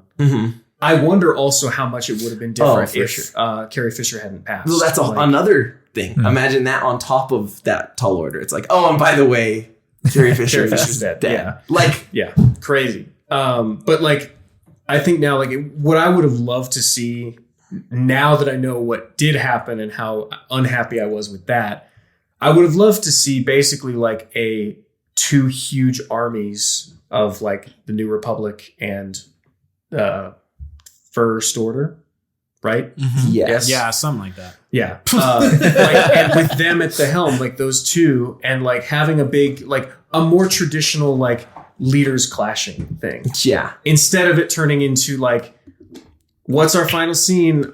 We're back in a throne room with Force lightning being thrown at our lead character. Right. With the other lead character on the ground. Dying. Sure. Like, that's why I say I think there's a lot of ideas and things that could have been different. Yeah. But overall, as a scope, when it comes to actually sitting down and putting pen to paper and actually writing the movie and trying to make everybody happy while also incorporating different ideas and also having Disney saying, no, this is how it's going to be. like it is so insane. So I guess that's why I disagree. And I think JJ, even though it's not a great movie, I think he did a good job. Okay. Here's the thing. This is my thing. This is kind of my pitch here. I think what they could have done, what I think should have been the focus, was to create a new culture within the galaxy. So I think those are things in Star Wars that are very, very important. It's like these historical events, like the Clone Wars. They talk about the Clone Wars, right? As it's like this, almost like it's like the Battle of Bunker Hill, or something. Something that was a really huge turning point in the entire arc of the galaxy in and of itself. And then so you got the Clone Wars, which turns into Palpatine creating the whatever the heck that becomes the new. Then the galaxy is changed forever, right? Not forever, but kind of forever, but for a very long time. Like that's a whole new state of the galaxy, a whole new regime, a whole new culture, empire. Yeah, totally. So then with whatever happens at the end with Vader killing Palpatine and Luke coming back, like that creates a whole new culture, a whole new like ideology, understanding throughout the galaxy. And so I think what they should have done is, and your idea about the big battle made me think of this, is just like another thing where it makes you feel like you're watching the history of this galaxy unfold again, that results in something that will be talked about for decades and millennia to come, the same way like the Clone Wars would be. And even the way that like the destruction of the Death Star was. Like that felt like we were watching like history happen. Right? With the trench run and everything. Like it's so well delivered and so well hyped up in that first movie. Yes. That by the time it's over, you're like, I have just witnessed something amazing. Yes. Wow. And then by the end of like, you can tell actually because it and 7 are so similar, you can kind of compare it with like Starkiller Base. Yeah. Right? They win and it's like, okay. Cool. Like that feels like that should be a crushing blow. Right. And yet here we are like the next movie and we're running away from the First Order still. Yeah. Nothing's changed. We're still on the run. We're still the like small faction. Right. All that work seems to be for nothing. Right. And so what I think by culture, I mean really is like after so before the Empire, there's like a really a big understanding about what the Jedi are, what they do, what their philosophy is, and what the state of the galaxy is. Yeah. Then after the Empire for a while, like culturally, like that spiritual philosophy is kind of a myth almost, or like an urban legend, you know, unless you really see it with your own eyes. So I think but there was I think what I'm trying to say is I wish they would have kind of doubled down on what Rian Johnson wanted, which I know was not everyone's liking, but I think they should have doubled down and created a whole new culture in the sense. And I'm once again advocating for the gray area. And I think having someone like Ahsoka Tano be the leader of a new age of protectors who are not light side nor dark side, but have a nuanced philosophy about things and are just kind of like, that's how we're moving forward. And if there is, and that's how we're going to try and keep the peace from here on out. I also wish they would have doubled down on the nobody thing, only because one of the things I remember from 8 that they never fucking readdress again is the very last scene where some random little boy uses the Force to pick up. Literally the last shot of the movie. It's the last shot of episode 8. And to me, that shot says anyone could be a hero. Right. And this kid he's on the casino planet. Yep. Right? I think this kid who just was there when something crazy happened, doesn't seem to be special at all, could be special. Right. Just because some people can be special. And they completely get rid of that. Because then it becomes Rey Skywalker. And it's like, that undercuts that completely. No, dude. I mean, episode 9 is there's so many problems with it. And I think episode 8, has more realistic, how does that work? How does that happen problems? And episode 9 has issues of why did you decide? Why was that on? written? Yeah. Right. Why? I'll tell you not my biggest complaint, but something that was a huge missed opportunity in 9 is when Rey first uses Force lightning. And it shocks. Dude, I remember in the theater, I was like, that is amazing. And she's trying to stop the ship. Killed Chewie. And she killed Chewie. And I wish they would have went with that. Yeah. I wish Chewbacca would have died. I love Chewbacca. But imagine that. It's like that shows like you're so strong in the Force and you so don't know what you're doing that you literally just killed Chewbacca. And like it reinforces what huge. Luke was saying in the previous movie. Right. And it's like, wow, I guess my teacher was right. I really got to work on this. Yeah. I just killed a friend of mine. My jaw was on the floor Yeah. in the theater. I was like, they did not just kill Chewbacca, but in a good way. I mean, I was But- sad, but in terms of like a movie, But- I was like, this is awesome. Right. And then he doesn't die. And I was 2 scenes like, later. oh, They man, undercut it immediately. like, 2 you've scenes got They later. do the to be same thing kidding. with C-3PO. They like Yup. wipe his memory and then just kidding, he's back. Which It's that like, moment was so emotional. Yeah. When he's like saying goodbye. Yeah. I was like, Yeah. I was like so emotional. And It's- then no. It's the like No. meta version of what I was talking about with Ryan with Yeah. 8, where it's like decisions don't matter. Except Yeah. in Ryan's thing, it's in the world that happens. In episode 9, it's within the writing. It's Yes. within JJ's decision. I agree. So like Yeah. it's funny that they both do it. Uh-huh. One of them just is like in world thematically happening. Yes. The other is like, right. we got you. You know. That's Again, though, I'd be lying, and I think we can all say this. Maybe I'm wrong, but like I enjoy watching all of them, despite the flaws and despite how much I don't like Episode 8. Yeah. It's still like I mean, talking about all this now makes me want to go back and watch. right, like it Right. has that. Star Wars has this feeling to it in all the movies, and despite how bad something is, it's this feeling that like It's magic. It's magic. Like, I don't we're know. watching Space Wizards. Right. Like, it's magic. You know. Yeah. It's yeah.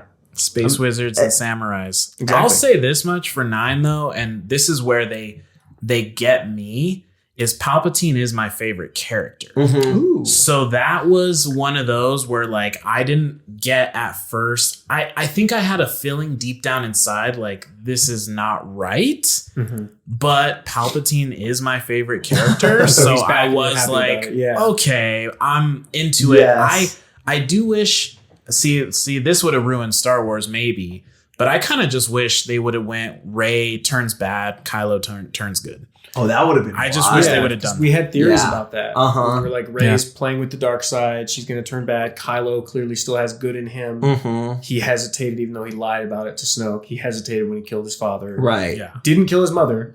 And then, yeah, like that would have been a really interesting Mhm. thing instead of just having one side flip to the good side. It's like, what if they both flipped? What? Here's the thing that I think about. Keeps me up at night.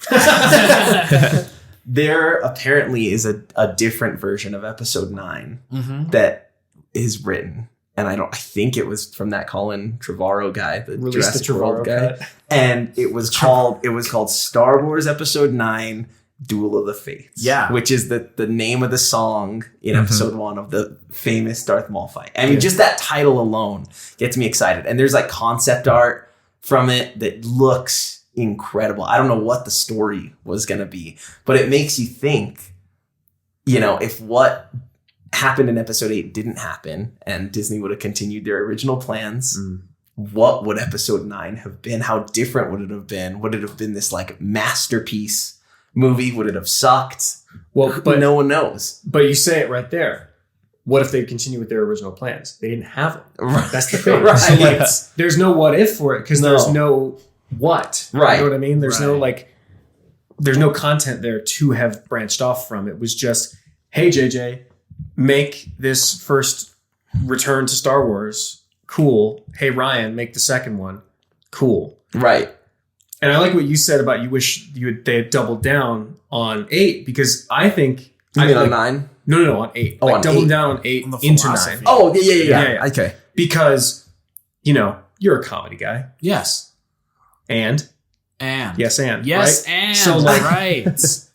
you don't fix a problem in a story necessarily by saying, just kidding, that's not what we meant to do. Right. You justify it. You say, here's why that was the right thing to do, and trust that the path you took is leading you to It's interesting. a good destination, a satisfying destination.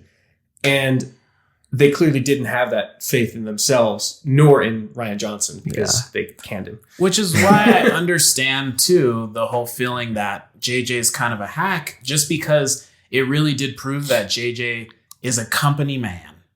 I don't He's know a what his company thing man. is. Like, I don't know what he's about. I don't know what kind of stories he likes to tell other than mysteries. Like, he likes to put a bunch of mystery stuff out there.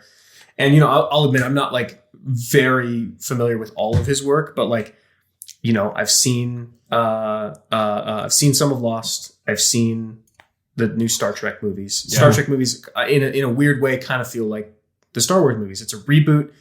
He's bringing his own like type of storytelling to it, but I don't really get what he's trying to say with it. I don't know. He's bringing his quick zooms into it. That's what the fuck he's The bringing. lens into it. flares. Every goddamn thing, man. It's Yeah. like, that's a JJ quick zoom. I do like Super 8. I think that's his. Oh, yeah. I like Good Super 8 point. too. And I Good liked point. Yeah. Cloverfield. Isn't that him too?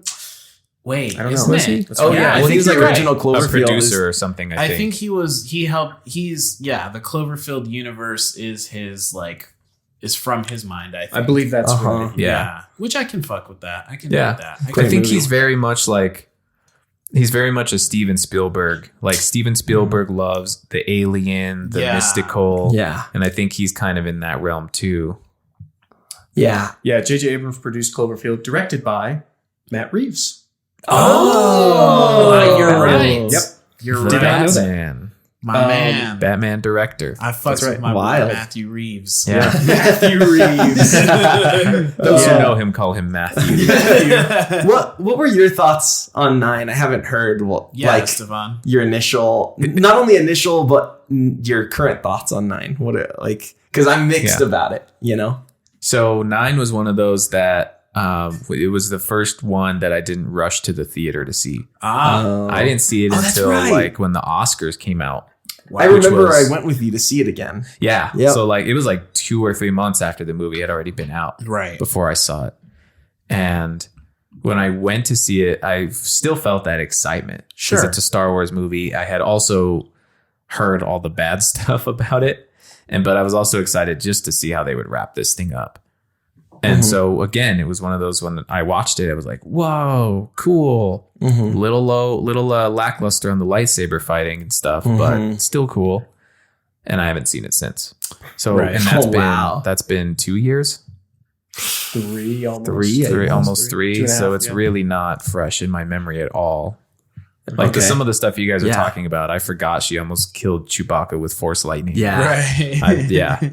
Wow, that's crazy. I also haven't seen it since it came out. I haven't either, actually. I watched it in theaters when we once. went to see it, and then I saw it one time back in LA. Okay. And then after that, I just never watched it again. I don't It's remember rough. how it ends.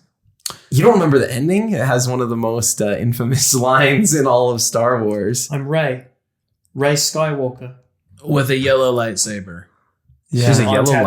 lightsaber? Which is Yeah. kind of fun, I Yeah, guess. the yellow lightsaber's cool. That's but, fun. But yeah, she considers herself a Skywalker, which that whole thing divides fans too.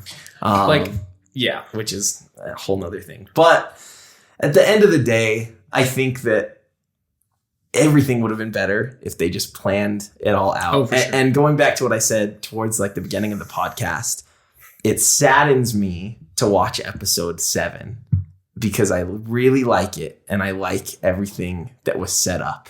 And if they would have written all 3 movies at the same time and figured out what the payoffs were going to be of those setups, I think we could have had something awesome. But unfortunately, that's not what happened. And so we have this super controversial new trilogy.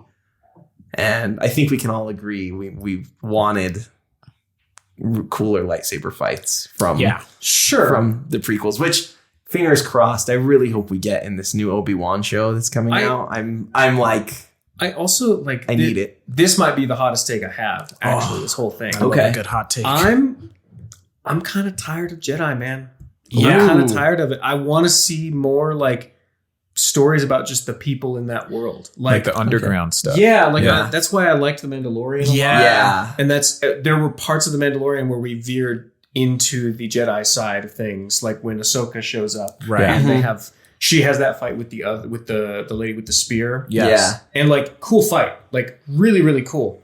But I was like, that's right. This feels weird now because I've gotten used to this, like just telling a story about someone who exists in this world and is living in it rather than like this destined warrior, magician. Yeah. Yeah. And like, I don't know. I want more stories about just new characters. Mhm. Like, did anybody ask for the Book of Boba Fett?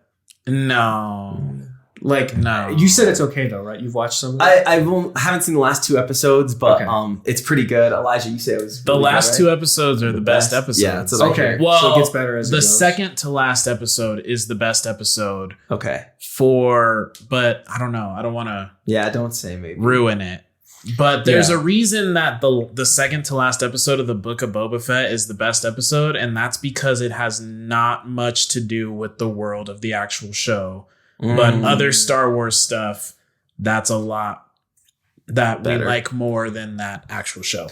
Yeah, it's why Yeah. I'm excited about the Rogue Squadron show because it's going to be Mhm. like new characters or characters we've met but don't like know intimately, and they're going to be doing stuff that isn't related to like things that we've heard about. It's like new. I thought it was a smart move that Disney made to, instead of making a Boba Fett show, that they made The Mandalorian, because people have this expectation of Boba Fett and who he is, but because there's so little of him, no one's going to be happy.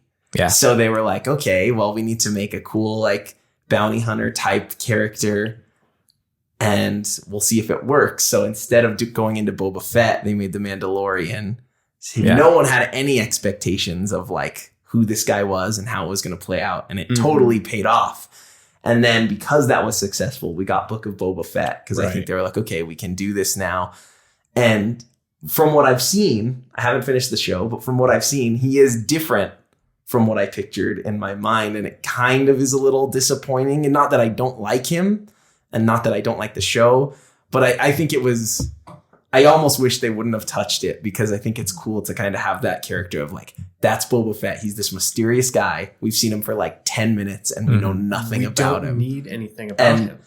Yeah. And before Mandalorian, I always wanted a Boba Fett movie or show because he's so cool. And I'm like, I want to see more of this guy. But that's why I say I think Disney's play of doing the Mandalorian show was genius. And I don't think they should have gone into Boba Fett. Not to say that Boba Fett's not good. It's a good show. Yeah, I think that's the hard part about being in that position of executive. Yeah. Because you have all these fans screaming for something that they want so bad for years and years and years, like the Obi-Wan show. Right. And I think we can all agree as creatives, it's better to take the approach of leave them wanting more.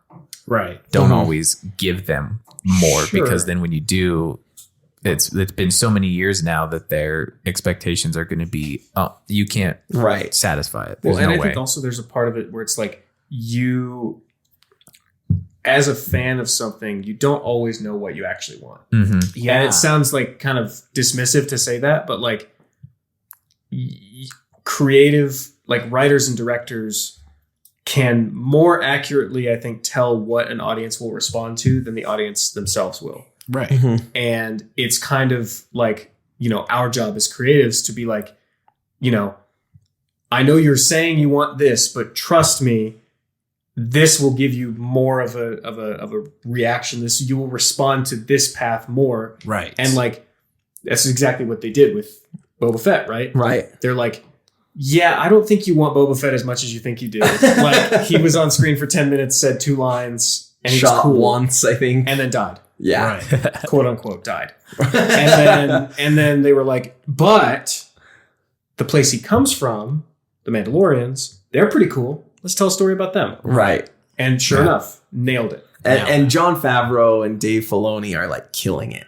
I'm super excited for the Obi-Wan show because I agree. I do want to see more of the non-Jedi stuff, but if I'm going to see Jedi stuff, I want to see Obi-Wan. And And it's a I'm great very story excited. to tell, right? Because Right. we've all wondered what happened in between episode 3 and 4. Totally. What happened? Let's explore that. There's great stuff to see, I'm sure. Totally. a question is, do you think we will ever get another Star Wars trilogy or movie, or is it just going to be, I think for a while Disney's going to lay low because of what happened with the new trilogy, and I think they're like, let's just stick to the shows, it's working. Yeah. But do you think they're ever going to come back with either a trilogy or just like a spin-off movie? Yeah, it makes them too much money to not do that. Mm-hmm.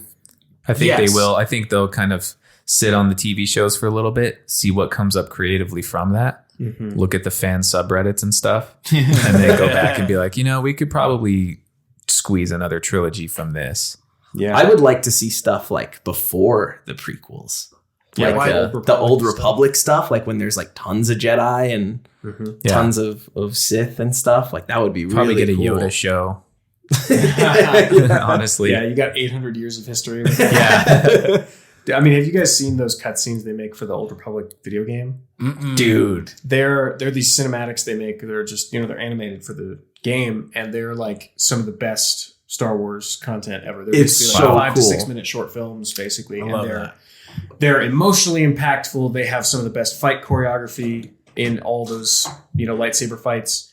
And if they just took that and made like an animated Star Wars something again, I think it'd be really I think that's where studios are lacking, is like they should pull video game writers for some of these movies, because video game writers, there's some really good ones out there. Yes. Like they do know how to write really good story and keep you engaged, because a video game has to keep you wanting to keep going forward with it. Well, that's funny you say that, because I remember with season 1 of The Mandalorian, I thought it felt like a video game, a lot of it, because it was like a lot of fetch quests where it's like, I need this, or my ship's broken and I got to go to this planet. And he returns to the armorer, and every time he gets a new piece of armor, he has a flashback sequence. It's like he completed the mission and like came back to his hub world. Right. Yeah. So I think that can work. And I could see them doing like an Old Republic movie or trilogy if they're going to ever continue and go forward with the future of Star Wars and bring Rey back or have new characters. Who knows? I have no idea, but it'll be interesting to see in the coming years. I just want to know, what do we grade the sequel trilogy? Ooh. I'm gonna give it. So the whole trilogy. The whole trilogy. Oh, that's so hard for me, because I love 7 and I don't like 8 and 9. I have very mixed feelings. As a whole, You put like a number score to it. I want like a letter grade. Okay. I think a letter grade. Well, actually, however, you can even do both. I'm gonna go C plus. C plus. C plus. I'm gonna give it a C plus, and if we're doing 1 through 10, I'm gonna give it a 6. Okay. Man, that's that's such a hard question, dude. Yeah, that is I'm so the hard question. Kind of hard hitting. That's the Redband way. Yeah. It's all here. That's all unfiltered. So let's get started. I think, gosh, dude, I would probably give it, I want to say a 7. I like it. I think I would give it a 7 on the That's scale, good. because I think 7 really saves it, and the magic that it brought back for me was big. And like I said before, even though I don't love episode 9 and I don't really like episode 8, I'd be lying if I said I didn't have a good time watching it. It's not like a movie I watch where I'm like, this sucks, I want to turn it off. Yeah. It's more like a movie that I watched and I'm like, this is pretty bad, but I want to keep watching. Of course. Type of thing. So I'm going to go with a 7. Okay. I like that. Yeah. I like 7. I don't know if I can give a great answer to this. Sure. Because I have to compare it to the other trilogies, right? Yeah. Because I would give the original trilogy like an A. Right. Yeah. Still not perfect, because it's still, it's flawed pieces of media, but I'd give it an A. Really, really great. Inspired so many things after it. Like, just so much fun to watch and great story. The prequel trilogy, I probably would give like a B plus. I like it. Because there's a lot of dumb stuff in it. It's a lot of really dumb stuff in it. Right. Sand. Yeah, it's coarse and rough and irritating, and it gets everywhere. But it's become one of the most quotable. Yeah, but there's something to it. We were talking about you only roast the ones you love, and Yeah. obviously we keep roasting those movies, and there's a richness to the world too. Like every place they go, I feel like I'm seeing like a real new world. Yes. Whereas in the new trilogy, a whole new world. Whereas with the new trilogy, I feel like I don't really have that richness at all. Yeah. Like even the coolest places they go to, I'm like, okay, I don't really remember much about it. It was just like playing with action figures. It was like we have a backdrop and we have our action figures. Right. And that's it. There's no like they don't feel like they inhabit the world. Right. So I would probably give it like what did you say, a C plus? I give it a C plus. I think I'd give it like a C. I think I'm leaning toward plus. Sure. Because there are great things in it. Yeah. And like I said, like my favorite moment in Star Wars is in 8, which is a movie I don't really like. Right. Even though, despite what you've heard today, I don't really like it that much. But no, I think that's where I'd land. I like it. I'm probably at about a B6. I like it. Okay. I like a B6. Yeah. Yeah. We're not a full B12 shot. Like a B6 diminished chord. Yeah. A V8. A V8. I rated a Okay. V8. Exactly. All the way down to V. Dang. Wow. Beyond F. Wow. So can we all agree that I think we all said episode 3 is our favorite? Is that right? Or am I wrong? Let's see. What do you got? It's the classic answer, but Empire. Of course. Empire, okay. Yeah. Yeah. It's a good movie. 3 for me. Yeah. 3 for me, and then Empire. My sneaky, what's the guilty pleasure? My guilty pleasure is Clone Wars. Yeah, I'm the same way. Or Attack of the same Clones. way, man. Yeah. Attack of the Clones is my yeah. guilty pleasure, just because it had when Phantom Menace came out, it was mind blowing, but I was still a little too young. Mm-hmm. But I saw it plenty in the theaters. I loved it. It was amazing. Right, I knew how dope it was. But like Attack of the Clones, like nothing will ever beat watching Yoda pull his lightsaber. Dude. That shit, Incredible. Yeah. I couldn't even fucking fathom that. Yeah. I was like, this is the greatest thing ever. So good. Yeah, that's my guilty pleasure. Oh, yeah, What's your absolutely. favorite, Estevan? Favorite's probably 3. Yeah. I don't even think I saw 4 through 6 that much until after the original trilogy came out. No, you mean till after The prequels? The prequels Yeah. came Wow, out. Sorry. okay. Yeah. I remember like watching the original trilogy and episode 2, a little bit of 1, but like all the time. Like I remember coming home from elementary school and like I had the original trilogy VHS. Yeah, and I would like put it in and like just have it on while I'm like doing homework or whatever. And then same with episode 2. It was just like constantly watching it, and that's why there was so much hype for 3. I had this tiny little like VHS TV combo, you know, where you like put it in the TV. Yeah. I have one And of those. I remember like distinctly like building a fort in my room with like a little like tent of blankets and stuff, having the TV in the fort and playing Star Wars or watching Star Wars in there. Love it. I have to say, no, you're still holding on. Wait, you got to get into the microphone and do the Yeah. Map to Skywalker. This is going to sound so terrible. That's okay. Bring me the girl. Beautiful. I love it. Oh, bring those levels down. Yeah. So good. So thank you to our 2 guests for Thank stopping you by. guys, as Yeah, always. thanks for having us. Thank you Yeah. so Of much course, for having man. me and for letting me ramble about Any- themes. Oh, Anytime. That wasn't as bad. I was expecting you to come in and be like, the juxtaposition, the critical That's post. really the word. That's the no word. I love juxtaposition. Notice here The contradiction. Notice at time code 47 minutes and 53 seconds. Your Those kind of notes, juxtaposition I see. and the shot. consumerism of consumer- I had more to say about that. We could go, but hey, this is lovely because it was like a bit of a roast, but also a bit of a celebration. Yeah, Absolutely. sure. And that's the beauty of art, is that you get to critique the things you consume and also love them. Yeah. Beautifully put. well said. So, on that note, hope you all had a great May the 4th.